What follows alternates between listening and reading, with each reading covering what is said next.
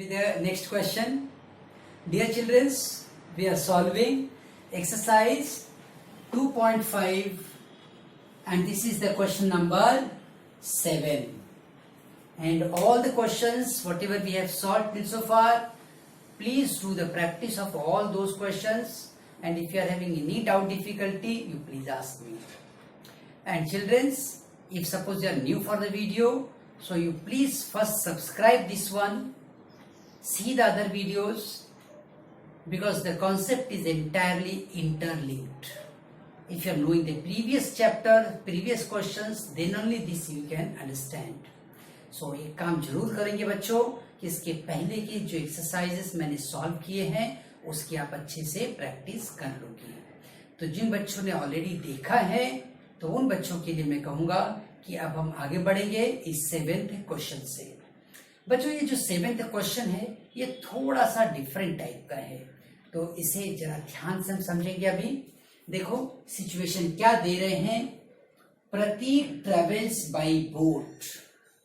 कोई ऐसी सिचुएशन है जहां पे मिस्टर प्रतीक को बोट से ट्रेवल करना पड़ रहा है. तो बोट से ट्रेवल करते समय बच्चों किसी नदी के थ्रू ये जा रहे हैं और ये देखो अगर रिवर इस तरीके से फ्लो हो रही है इस डायरेक्शन में तो उसे हम कहते हैं डाउन स्ट्रीम. क्या कहते हैं? Down stream. ऐसे वर्ड आएंगे. और अगर इसके अपोजिट डायरेक्शन में चलना है तो हम कहेंगे अप स्ट्रीम. अपोजिट आएंगे तो क्या कहेंगे? Up stream.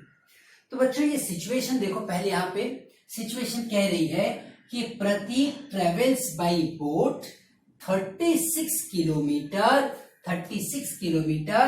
Down stream and back in 8 hours. जो प्रतीक थे उनकी ये जो बोट है, ये बोट इस तरीके से मैं बना देता हूं. इस बोट को यहाँ पे फ्लैग वगैरह लगा देते हैं, आपको पता चलेगा ये बोट है. ये लो बोट बन गई और वहीं पे प्रतीक है. तो अब ये बोट बच्चों डाउन स्ट्रीम जब जाएगी, डाउन स्ट्रीम जाने के बाद फिर ये 36 किलोमीटर डाउन स्ट्रीम जाने के बाद फिर से यही बोट फिर से वापस आएगी. और ये बोट बच्चों जब वापस आएगी तो जब बोट वापस आ रही है तो ऑफ कोर्स ये हवा इसी तरह बह रहेगी, तो फ्लैग वही है. और ये अप स्ट्रीम है, मतलब अप स्ट्रीम का मतलब ये होगा कि जो पानी का बहाव है उसके अपोजिट डायरेक्शन में जो पानी बह रहा है उस पानी के बहाव के अपोजिट डायरेक्शन में ये नाव अब चल रही है, उसे कहते हैं अप स्ट्रीम. तो बच्चों एक बार ये बोट जो थी वो डाउन स्ट्रीम गई 36 किलोमीटर और फिर वापस उसी जगह पर आ गई. मतलब फिर वो 36 किलोमीटर चली होगी, लेकिन अब जब वापस आ रही थी तब ये नदी का जो बहाव था उसके अपोजिट चलना था, तो इसे कहते हैं अप स्ट्रीम. और जब नदी के बहाव के साथ ये नाव चल रही थी तब उसे कहते हैं हम डाउन स्ट्रीम. अब बच्चों Prateek travels by boat 36 kilometre downstream and back in 8 hours. ये देखो सिचुएशन दी गई है कि जब ये नाव यहां से चली 36 किलोमीटर डाउन स्ट्रीम गई नदी के बहाव के साथ और फिर ये नाव वापस आई और इस पूरे काम को करने में उसे कितना टाइम लगा? 8 आवर्स का. बच्चों यहां पे एक बात मैं बता दूं तुम्हें, distance covered divided by speed जब भी आप लिखोगे आपको क्या मिलेगा? टाइम. क्या मिलेगा? टाइम. तो ये जो नाव थी ये अपने इंजन के जरिए ये नाव यहां से चल रही थी. यहां पे कुछ इंजन वगैरह लगा होगा क्योंकि ये बोट है. तो ये जो बोट थी वो उस इंजन के सहारे चल रही थी और उसके बाद वापस आ भी रही थी। एक बात पे बच्चों ध्यान दो, जब बोट बहाव के साथ, पानी के बहाव के साथ चल रही थी, तब ये पानी का जो बहाव था वो उसको सपोर्ट कर रहा था। तो अगर मैं ये मान लूं कि let speed of flow of water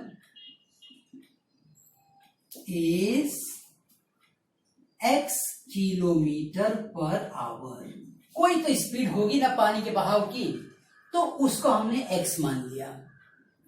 अब बच्चों इस क्वेश्चन की लास्ट लाइन में देखो उन्होंने क्या दिया है, if the speed of the boat in still water is 12 kilometre per hour. Still water मतलब पानी है, रुका हुआ है, तब ये नाव अपनी स्पीड से खाली चली थी तो ये 12 किलोमीटर हर एक घंटे में कवर कर लेती, ये इस नाव की स्पीड थी। लेकिन बच्चों जब ये नाव पानी के साथ बह रही थी तब इसका स्पीड 12 प्लस x हो जाएगा, क्योंकि इसका अपने अंदर लगा हुआ इंजन जो है वो इंजन जितना आगे लेके जा रहा है उसमें ये पानी भी तो सपोर्ट करेगा। तो पानी की स्पीड को अगर मैं x मान लूं तो ये 12 प्लस x हो जाएगा डाउन द स्ट्रीम, और इस डाउन स्ट्रीम में इस नाव ने 36 किलोमीटर का डिस्टेंस कवर किया। तो इस हिसाब से बच्चों मैं यहां पे लिख देता हूं, speed of boat in still water, कितना है स्टिल वाटर में, 12 किलोमीटर पर आवर। और बच्चों क्या लिखेंगे, speed of boat down the stream, down the stream, वो कितना हो जाएगा 12 plus x kilometre per hour. एक बात और ध्यान दो बच्चों, जब यही नाव, यही बोट यहां से जब वापस आएगी तो उसको काफी संघर्ष करना पड़ेगा, क्योंकि जो पानी का बहाव है वो उसको अपोज कर रहा है और पानी का बहाव उसको ढकेल रहा है पीछे की तरफ और नाव आगे की तरफ आना चाहती है। तो इस वक्त उसकी स्पीड जो रहेगी वो हो जाएगी 12 माइनस x किलोमीटर, क्योंकि उसका इंजन जो है ना नाव का वो तो 12 किलोमीटर की स्पीड उसको देगा ही देगा, लेकिन पानी का जो बहाव है वो क्या करेगा, उस स्पीड को थोड़ा सा कम करेगा। इसलिए इसकी अब स्पीड रह जाएगी 12 minus x kilometre per hour. तो बच्चों हम यहां पे इस बात को भी लिख लेते हैं, speed of boat in upstream, up stream कितना हो जाएगा 12 minus x kilometre per hour. अब बच्चों यहां पर हम एक बात लिख देते हैं, अकॉर्डिंग टू गिवन सिचुएशन। क्या है बच्चों गिवन सिचुएशन? गिवन सिचुएशन जो है वो ये है कि ये नाव जब डाउन स्ट्रीम जा रही थी, 36 किलोमीटर का डिस्टेंस ट्रेवल किया, उस डिस्टेंस को मैं 12 प्लस x मतलब उसकी स्पीड से डिवाइड करता हूं, और वही नाव जब अप स्ट्रीम आएगी तब भी तो वो 36 किलोमीटर ट्रेवल करेगी, और अप स्ट्रीम आते समय उसकी स्पीड कितनी रहेगी 12 माइनस x। तो इस नाव को डाउन स्ट्रीम जाते समय कितना टाइम लगा, इसी नाव को अप स्ट्रीम आते समय कितना टाइम लगा, ये सारा टाइम हमें कितना दिया गया है 8 आवर्स। देखो यहां पे दिया गया है, and Prateek travels by boat 36 kilometre downstream and back in 8 hours. और हमने इस फॉर्मूले को भी अभी अभी देख लिया, कि distance divided by speed is what? Time.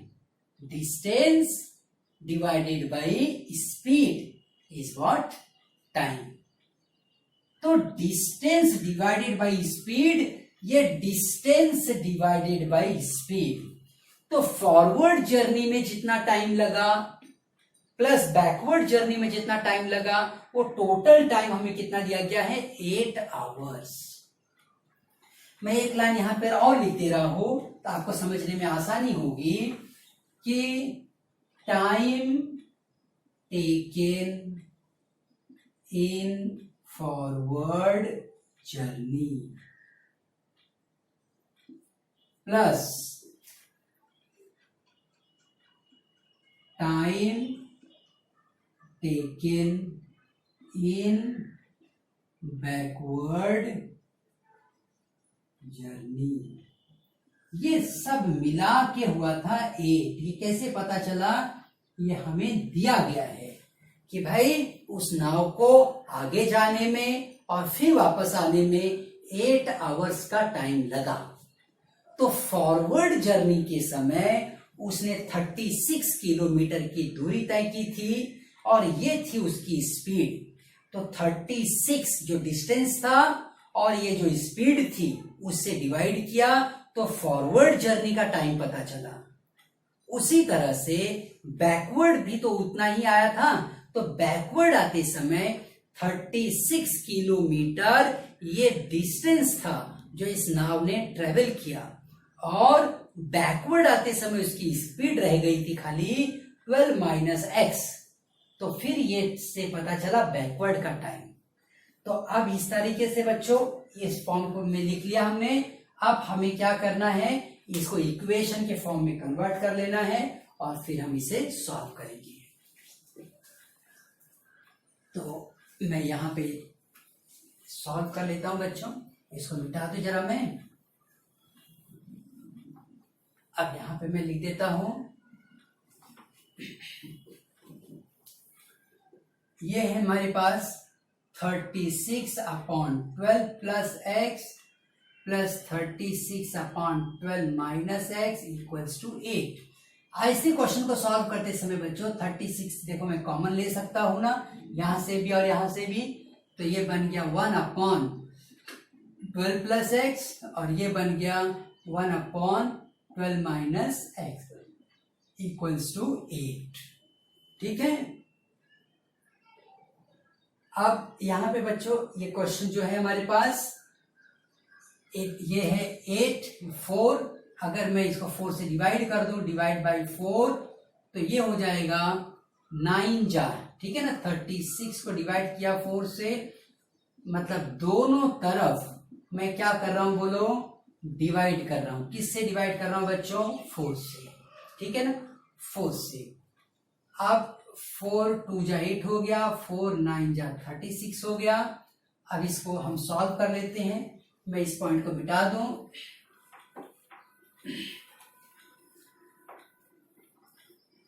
देखो ये 12 क्रॉस मल्टीप्लाई 9 को भी यही रहने दो, कुछ चेंज नहीं करना है। इसको यहां मल्टीप्लाई कर लूंगा 12 माइनस एक्स और ये वैल्यू यहां लिख देंगे plus 12 plus x upon 12 plus x and 12 minus x equals to 2। ऐसे ही अभी रहने दो। मैं एक काम करूंगा बच्चों, यही इक्वेशन अब मैं यहां लिख रहा हूं तो ये हो जाएगा 9 अपनी जगह पर है। इसमें देखो ये प्लस एक्स और माइनस एक्स कैंसिल कर दोगे, 12 और 12 मिलके बन जाएगा 24 divided by 12 the square minus x the square equals to 2। बच्चों ध्यान दो, ये 12 प्लस एक्स है और 12 माइनस एक्स है। तुम्हें पता है a प्लस बी और a माइनस बी, ये तुम क्या लिखते हो? a square minus b square.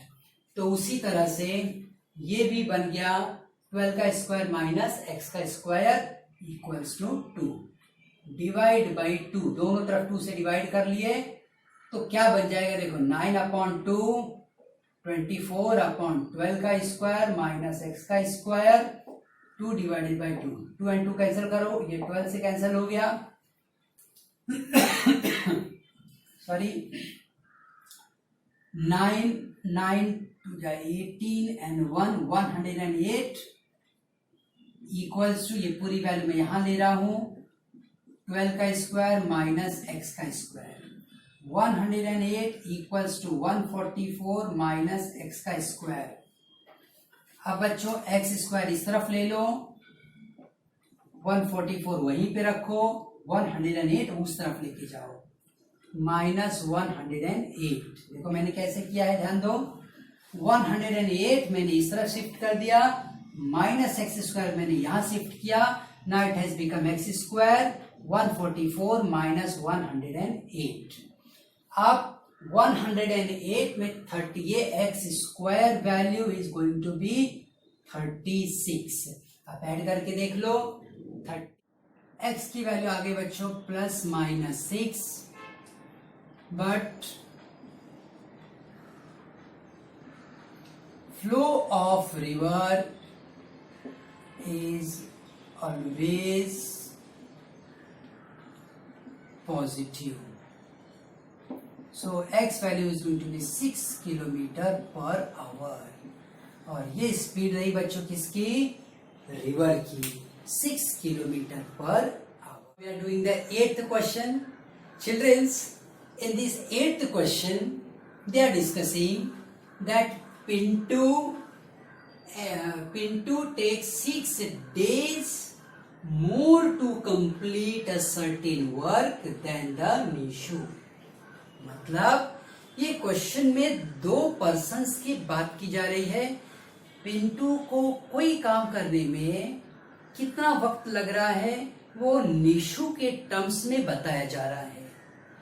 Nishu के टर्म्स में बता रहे हैं, इसका मतलब ये हुआ, अगर मैं ये कहूं कि निशु को x डेज लगेंगे काम पूरा करने में, तो पिंटू जी को x प्लस 6 डेज लगेंगे उसी काम को कंप्लीट करने में। तो ये होते हैं बच्चों वर्ड प्रॉब्लम, जिसमें एक चीज को दूसरे के टर्म्स में बताया जाएगा। तो हम यहां लिख ले रहे हैं अपने क्वेश्चंस का पहला part, let Nishu takes x days to complete the work. कोई काम है बच्चों जिसको पूरा करने में निशु को x डेज लगेंगे, ऐसा हमने मान लिया। अब क्वेश्चन में कह रहे हैं कि Pintu ji takes 6 days more to complete a certain work. जितना निशु को समय लगा था, जितना दिन लगा था, उससे 6 डेज ज्यादा कौन किसको लगेगा, पिंटू जी को। तो हम यहां लिखेंगे so Pintu takes x plus 6 days to complete the work.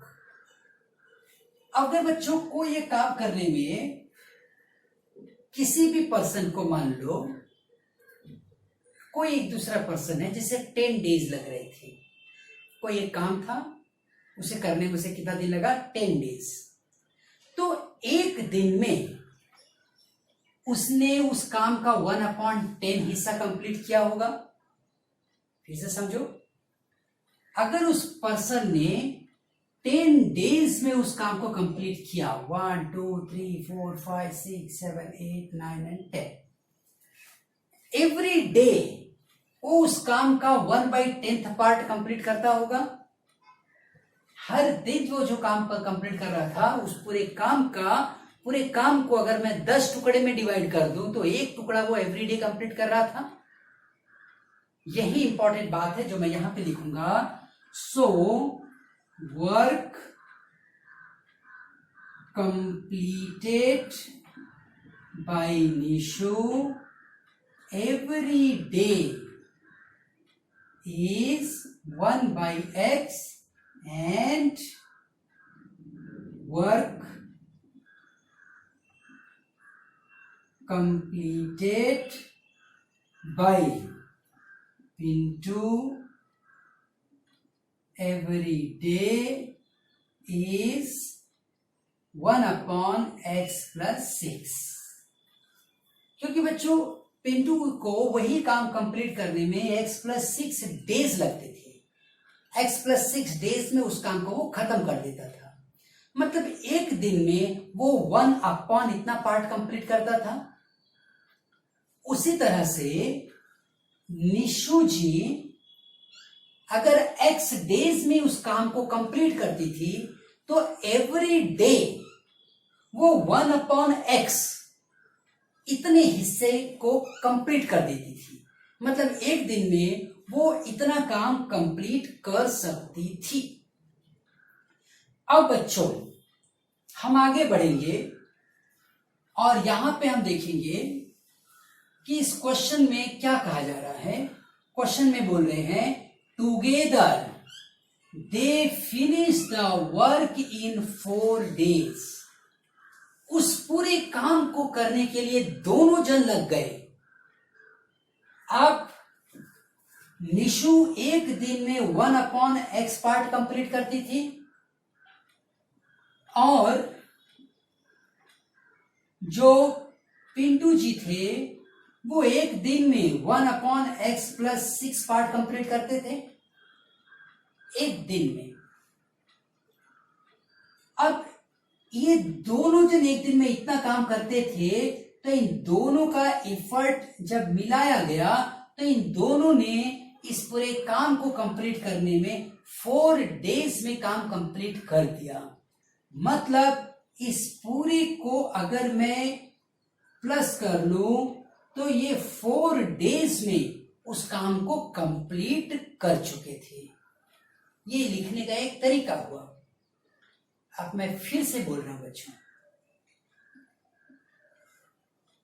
पूरे काम को एक दिन में इसने इतना किया, एक दिन में इसने इतना किया, तो अगर लगातार 4 दिन तक ये लोग काम करते रहेंगे,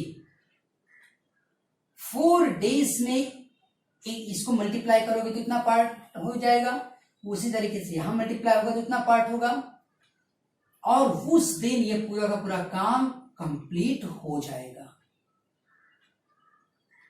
इसका मतलब ये हुआ कि 1/x plus 1/x+6 is going to be 1/4। क्योंकि ये दोनों मिलके एक दिन में इतना काम कंप्लीट करते थे। 4 डेज में सारा काम खत्म होने वाला था। एक दिन में इतना काम कंप्लीट हो रहा है। 4 डेज में बच्चों ये सारा काम खत्म हो जाएगा। तो जब इस 4 को मैं इस तरफ ले लूंगा तो ये 1/4 बनेगा। ये हिस्सा मुझे क्या बता रहा है, एक दिन में ये दोनों इतना करेंगे। मतलब एक दिन में इस काम का 1/4 पार्ट पूरा हो जाएगा। इस तरीके से 4 दिन में दोनों मिलके उस काम को खत्म कर देंगे। तो इस इक्वेशन को बच्चों इस तरह से आपको समझना है। और अब यहां पे क्रॉस मल्टीप्लीकेशन कर लेंगे। अब इस नंबर्स को यहां पे मैं मल्टीप्लाई कर लेता हूं, सॉल्व करता हूं। अभी यहां पे x+6 + x क्रॉस मल्टीप्लाई किया है मैंने, दूसरा कुछ और नहीं। x+6 = 1/4। अब बच्चों इस इक्वेशन को और सॉल्व करने के पहले एक बार मैं यहां पे फिर से आपके साथ डिस्कशन कर लेता हूं कि निशु को उस काम को करने के लिए x डेज लग रहे थे और जो पिंटू थे उन्हें x+6 मतलब 6 दिन ज्यादा लग रहे थे। तो एक दिन में ये लोग 1/x और 1/x+6 इतना काम करते थे। अब दोनों एक साथ जब आ गए, उस काम को 4 दिन में खत्म कर दिया, तो इसका मतलब यह हुआ कि एक दिन में उस काम का 1/4 पार्ट खत्म हुआ। 4 दिन में पूरा काम खत्म। तो एक दिन में 1/4 पार्ट तो होगा।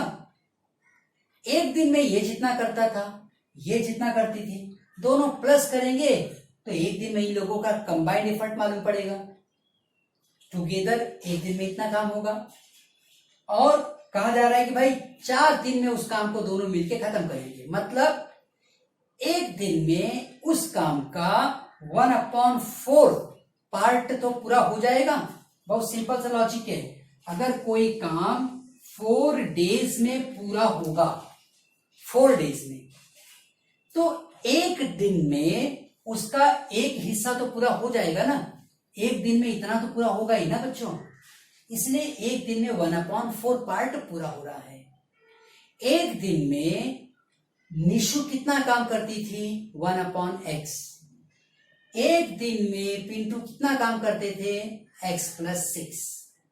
इनको जब आप प्लस करोगे तो कंबाइंड पता चला एक दिन में ये लोग इतना काम करते थे और एक दिन में ये लोग 1/4 काम कंप्लीट करते थे। तो ये सारी इंफॉर्मेशन जब एक जगह हम रखते हैं तो ये एक इक्वेशन बन गया। एक दिन में दोनों जन का, निशु का और पिंटू का काम करने का जो एफर्ट है वो इतना है और ये काम अगर 4 दिन में पूरा हो रहा है, इसका मतलब ये वैल्यू 1/4 आएगी। एक दिन में 1/4 पार्ट वर्क का कंप्लीट हो जाएगा। ठीक है बच्चों, थोड़ी सी मेहनत लगती है, थोड़ा सा मेहनत इमेजिनेशन लाना पड़ेगा, लेकिन एक बार समझ गए तो बहुत आसान है ये। तो एक बार इक्वेशन बना लिए, अब उसके आगे सिंप्लीफिकेशन बहुत आसानी से हो जाएगा। तो चलो हम इस सिंप्लीफिकेशन की तरफ आगे बढ़ेंगे बच्चों। ये x और x मिला के बनेगा 2x, यहाँ पे 6 है, ये हमारे पास हो गया x² + 6x = 1/4। मैं क्रॉस मल्टीप्लाई करता हूं बच्चों, ये 4 इस तरफ मल्टीप्लाई कर लूंगा, ये बनेगा 2x + 6, ये बनेगा x² + 6x, ब्रैकेट ओपन करो, 8x + 4 6 24, x² + 6x। अब बच्चों x² उसी जगह पर रहेगा, 8x उस तरफ ले लो, माइनस 8x देखो वहां गया तो -2x बना और ये 24 भी उस तरफ गया, -24 = 0। मैं एक बार फिर से करके बता देता हूं इस इक्वेशन को। देखो मैंने कैसे सॉल्व किया। मैं ऐसे लिख रहा हूं x² + 6x = 8x + 24। फिर x² है, 6x है, 8x मैं यहां ले लेता हूं, -8x, 24 में यहां ले लेता हूं, -24 = 0। अब ये हो गया x², इन दोनों को सॉल्व करोगे तो बनेगा -2x -24 = 0। ठीक है बच्चों, अब आगे x² -2x -24 = 0 है। यहां पे हम फिर से ऐसे नंबर्स को ढूंढेंगे जिसका मल्टीप्लीकेशन 24 आए और सॉल्व करने पे वो नंबर कितना मिले, -2x। तो ऐसा नंबर बच्चों 6 और 4 हमें दिख रहा है और -6 और +4। अब ये नंबर्स को मल्टीप्लाई करोगे तो -24 आएगा और कंबाइन करोगे, एक साथ लाओगे तो -2x बन जाएगा। तो अब मैं यहां पे लिखता हूं x² -6x + 4x -24 = 0। x बच्चों कॉमन ले लो, x -6, 4 कॉमन ले लो, x -6, ठीक है ना। यहां से x कॉमन ले लिया तो x -6 बना, +4 मैंने कॉमन लिया था, x रह गया, यहां से 6 आ गया। मल्टीप्लाई करोगे तो ये वापस मिलेगा तुम्हें। तो अब बच्चों x -6 and x + 4 = 0 हुआ, x -6 = 0 and x + 4 = 0, x = 6, x = -4। तो बच्चों यहाँ पे देखो हमने ये जो क्वेश्चन सॉल्व किया है, x की वैल्यू 2 मिल गई, एक तो 6 मिला है, दूसरा -4। लेकिन वर्क कभी भी निगेटिव नहीं होता है, या तो वर्क का वो हिस्सा इंसान कर रहा है या नहीं कर रहा है, लेकिन माइनस में वो नहीं जाएगा। इसलिए हम यहां लिखेंगे but completion of work cannot be negative, so x equals to -4 is rejected. तो अगर इसे रिजेक्ट कर दिया बच्चों, so x value is 6, so Nishu can complete. अब हमें पूछ रहे थे if they work alone, so how many days would each take मतलब निशु और पिंटू के वर्क का स्पीड बताना है. so x plus 6 is going to be 6 plus 6 that is 12. अब हमारा आंसर आ गया. Nishu can complete entire work in 6 days and Pintu can complete entire work in 12 days. और यहाँ पे हम अलोन वर्ड भी लगा देते हैं. Work alone, work alone. Alone का मतलब यह हुआ बच्चों कि अगर उन्हें अकेले काम करने के लिए दिया जाए तो अकेले निशु उसी काम को 6 डेज में कंप्लीट कर सकती थी, और जो पिंटू थे उन्हें उसी काम को कंप्लीट करने में 6 दिन और ज्यादा मतलब 12 डेज लग जाते. तो बहुत अच्छा सा क्वेश्चन है, इसे आप सॉल्व करो और इसके हर एक पॉइंट को समझो. वीडियोस को चाहिए तो 1 से 2 बार देखो. ये बहुत बड़ा प्लस पॉइंट है वीडियोस का, जिसमें कि आप नंबर ऑफ टाइम उसे देख सकते हो. जहां पर तुम्हें लगे वहां पे पॉज करो, फिर से उसे सुनो, ध्यान लगाओ, ये चीजें क्लियर हो जाएंगी. खाली तुम्हें इस पॉइंट पर जोर देना था. इस एक पॉइंट को अगर तुमने समझ लिया तो सारा कॉन्सेप्ट क्लियर होगा. इसलिए इस क्वेश्चन के ज्यादा पोर्शन में मैंने इसे काफी डिटेल में डिस्कस किया है. सो बच्चों, अब हम अगले तो क्या कह रहे हैं तुमसे. They are discussing that if 460 is divided by a natural number, 460 is divided by any natural number, the quotient is this time more than 6 more than 5 times the divisor. एक सिचुएशन दी है and this is the remainder. Now they are asking find the quotient and the divisor. तो बच्चों देखो यहां पर मैंने लिखा है डिविडेंड, हमने पढ़ा है स्कूल लेवल पे.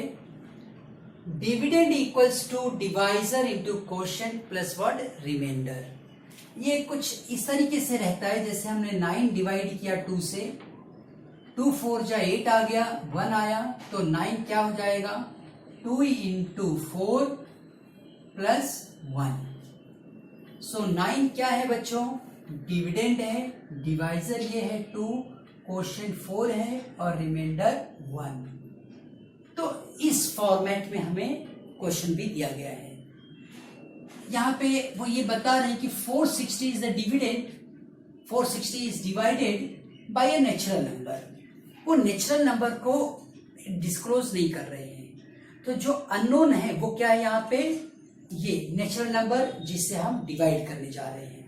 तो इसको सॉल्व करते समय हम लिख देंगे let x be the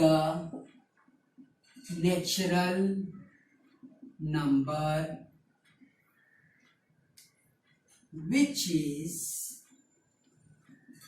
dividing 460 such that, क्या सिचुएशन दी है, जब आप इसको डिवाइड करोगे तो क्वोशिएंट के बारे में क्या दिया जा रहा है,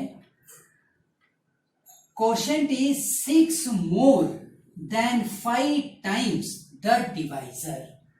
जो डिवाइजर है वो x है, इसका अगर तुम 5 टाइम करोगे और फिर उसमें +1 करोगे तब जाके से +6 करेंगे क्योंकि 6 मोर बोल रहा है.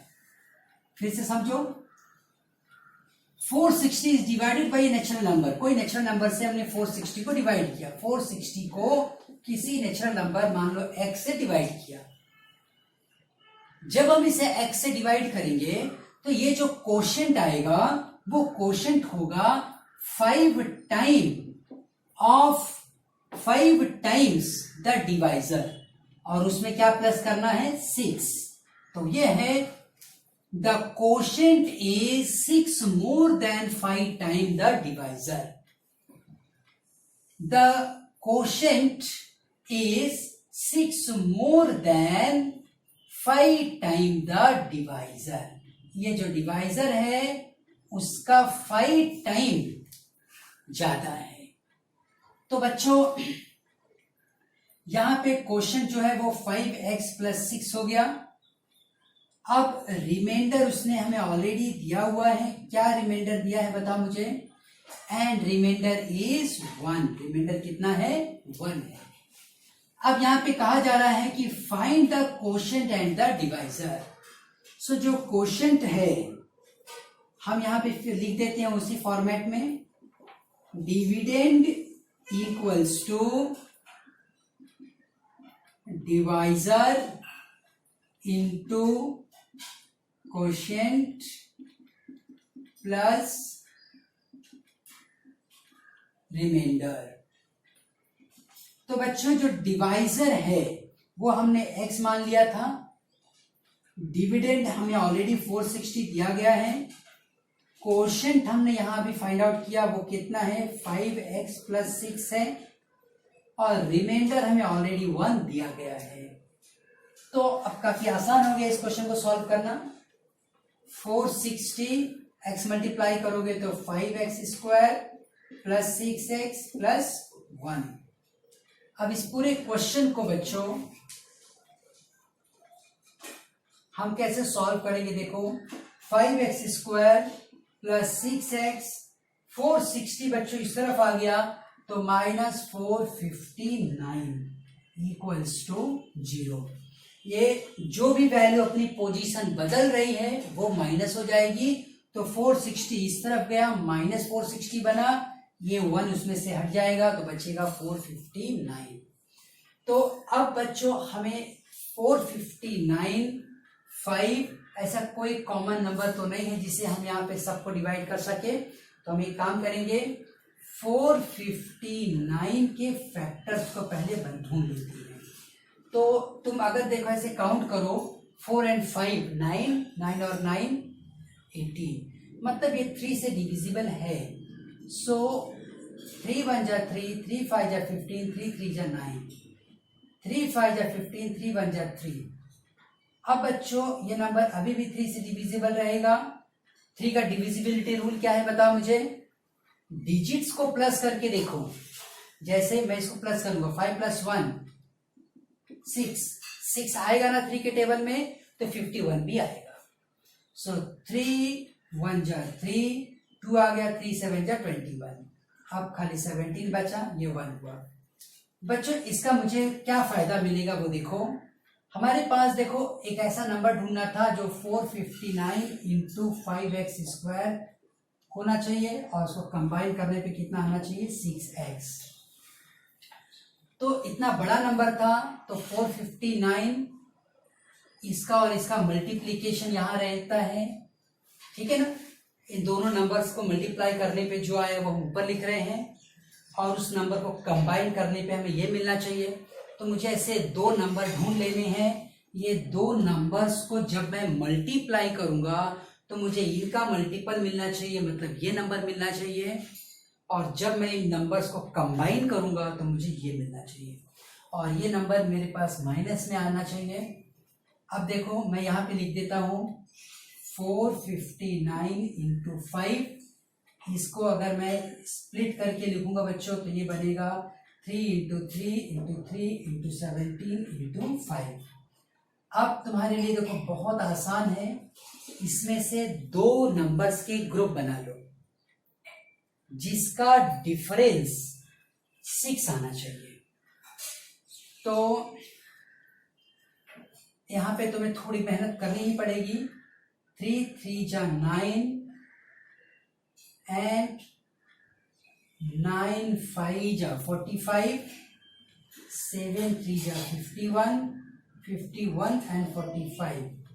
ये देखो बच्चों ये मैं 2 नंबर्स यहां से ले रहा हूं, 3 × 3 9 हुआ, 9 and 5 45 हुआ, 3 into 7 51। तो ये सब इंटू वाले नंबर्स थे। तो इसका मतलब ये हुआ 3 into 3 into 5 का एक ग्रुप बना लो, 3 into 17 का दूसरा ग्रुप बनाओ। ये हो गया 45 और ये हो गया 51। तो यहाँ पर हमारे पास दो ऐसे नंबर आ गए, जैसे एक नंबर होगा 51x और दूसरा -45x। अब ये दो नंबर्स को जब भी तुम मल्टीप्लाई करोगे तुम्हें यही नंबर्स मिलेंगे, इसी का मल्टीप्लिकेशन मिलेगा। और जब इन्हें तुम कंबाइन करोगे तो पॉजिटिव 6x ही आएगा। तो इस तरह से बच्चों इस नंबर को ढूंढने के बाद अब हम आगे बढ़ेंगे और यहां पे देखो मैं लिख लेता हूं 5x² plus 51x minus 45x minus 459 equals to 0। अब हमें पता है बच्चों ये 45 अगर 5 के पास रहेगा तो कॉमन लेना इजी पड़ेगा। मैं थोड़ी पोजीशन चेंज कर रहा हूं, 45x को यहां पे लिखता हूं, 51x को यहां पे लिख देता हूं, 459 इक्वल्स टू 0। ये दोनों बच्चों 5x कॉमन लेके बन गया x। नाउ ये 45 है, सो 9x आ गया, ठीक है, और x ऑलरेडी कॉमन है तो ये भी चला गया। जब तुम मल्टीप्लाई करोगे 5x² मिलेगा, 5 9 जा 45 मिलेगा। उसी तरह से यहाँ पर भी आपको सीधे सीधे वो नंबर लिख लेना है, कोई चिंता करनी ही नहीं है, वो अपने आप वही आएगा, ठीक है, वही आएगा। x माइनस 9 ही आएगा, जो यहाँ है वो यही आएगा। तो x minus 9 and 5x plus 51 equals to 0। x minus 9 equals to 0 और 5x plus 51 equals to 0। x is going to be 9 और 5x is going to be minus 51, x is going to be 51 upon 5। But हम एक natural number की बात कर रहे थे, हमने कहा था let x be the natural number, तो हम यहाँ पे लिख देंगे but x is natural number, so x can not be minus 51 upon 5। तो हम यहाँ पे लिख लेते हैं बच्चों, so x is going to be what 9। तो find the quotient and the divisor। अब quotient जो हमें ढूंढना था बच्चों वो क्या रहेगा, quotient जो नंबर है हम ढूंढ रहे हैं that is 5x plus 6, 5 into 9 plus 6, 45 plus 6 that is 51। तो हमारा फाइनल आंसर आया quotient is 51, divisor is 9। सो हमें quotient एंड डिवाइजर पूछा था बच्चों, हमने उसे बता दिया और इस तरीके से इस क्वेश्चन को हमने कंप्लीट किया। तो चलो इसके लास्ट क्वेश्चन को सॉल्व करते हैं, विच इज 10th क्वेश्चन। और ये क्वेश्चन भी काफी सिस्टमेटिक तरीके से हमें दिया गया है, एक fill in the blanks type का फॉर्मेट है जिसमें आपको इंफॉर्मेशन पुट करते जाना है। तो बच्चों इस क्वेश्चन में देखो वो क्या कह रहे हैं तुमसे, in the given trapezium, this is what, this is the trapezium. In the given trapezium A B C D, A B is parallel to C D, its area is 33, इसकी पूरी एरिया कितनी दी गई है 33 centimetre square. Find the length of its 4 side, इसकी चारों side की हमें लेंथ पता करनी है from the information given in the figure. इस क्वेश्चन में हमें इंफॉर्मेशन भी दी गई है। तो चलो इस क्वेश्चन को हम स्टार्ट करते हैं बच्चों। Quadrilateral ABCD is a trapezium, AB is being parallel to CD. Area of quadrilateral ABCD is 1/2 base A B into C D, parallel sides का सम करेंगे और किससे मल्टीप्लाई करेंगे बच्चों, उनके हाइट से। ये क्या होता है, फॉर्मूला, ट्रेपेजियम का एरिया फाइंड आउट करने का फॉर्मूला। क्या फॉर्मूला है, 1/2 sum of the parallel side into height. ये हमने 9th में भी पढ़ा था, भूल गए हैं तो फिर से पढ़ लो। ये फॉर्मूला है क्या, किस चीज का, इस ट्रेपेजियम का एरिया फाइंड आउट करने का फॉर्मूला। अब बच्चों हम यहां लिखेंगे area of quadrilateral ABCD is this. अब ये कितनी एरिया में दी गई है, 33 और 1/2। ए बी की वैल्यू कितनी है बताओ, ए बी की वैल्यू हमें खाली x दी गई है। सी डी यहां से लेके यहां तक है बच्चों सी डी, और उसकी वैल्यू दी गई है 2x + 1 और इंटू ए एम का मतलब हुआ बच्चों x - 4, है ना, ये वैल्यू हमें दी गई है। अब इसको हम सॉल्व कर लेते हैं। टेक्स्ट बुक में काफी बॉक्सेस दिए गए जिसे आपको फिल करना है, मैं पूरा सॉल्यूशन करके एक बार दिखा देता हूं। तो बच्चों ये देखो, ये सारे नंबर्स देखो आपस में मल्टीप्लाइड फॉर्म में है, ये ब्रैकेट है, ये ब्रैकेट है, मल्टीप्लाई है, ये नंबर भी मल्टीप्लाई है। तो इस 2 को मैं इस तरफ अगर ले लूं तो ये हो जाएगा 66, और ये बच गया यहाँ पे x + 2x + 1 इंटू x - 4। तो ये नंबर बच्चों यहां पर है, ये वैल्यू यहां पर 2x और x ये मिल के क्या बन जाएगा बोलो जरा मुझे, 3x + 1। अब ये हुआ x - 4। अब जैसे ही तुम इस 3x का मल्टीप्लाई पूरे में करोगे तो x - 4 में करोगे, फिर 1 का मल्टीप्लाई करोगे, तो ये सॉल्व करना है बच्चों तुम्हें। 3 का मल्टीप्लाई कर लोगे तो 3x² - 12x + x - 4। अब बच्चों ये 66 है, ये है 3x², ये है 11x, ये है -4। ये नंबर उस तरफ ले लो, 3x² - 11x माइनस ऑफ, देखो ये 66 उस तरफ जाएगा तो माइनस हो जाएगा, तो 3x² - 11x - 70 = 0। अब बच्चों 70 इंटू 3 ये हो जाता है 210x²। दो ऐसे नंबर ढूंढने हैं जिसको सॉल्व करने पे तुम्हें मिले 11 और मल्टीप्लाई करने पे मिल जाए 210। तो ऐसे नंबर को देखो बच्चों ढूंढना बहुत आसान है, तरीका मैं फिर से बता दे रहा हूं। 30 इंटू 70 किया था, 70 को देखो फैक्टराइज करके अगर मैं लिखूं तो 70 के देखो फैक्टर्स मुझे क्या मिलेंगे जरा देखो तो, 2 से 35, 5 7 जा 7 1 जा, सो ये आया 2 इंटू 5 इंटू 7। तो अब इसी ग्रुप में से मुझे 2 ऐसे नंबर बना लेने हैं जिसका मल्टीप्लिकेशन तो ये आएगा ही आएगा, और उसका सम करने पे, कंबाइन करने पे -11 आएगा। तो बच्चों मुझे दिख रहा है 5 2 जा 10 हो जाएगा एंड 7 3 जा 21। तो ये नंबर्स देखो 10 और 21 अगर मिला के देखो तो कंबाइन करने पे 11 आ रहा है यहाँ पे, देखो इस तरीके से -21x और 10x, तो ये बन गया, ठीक है।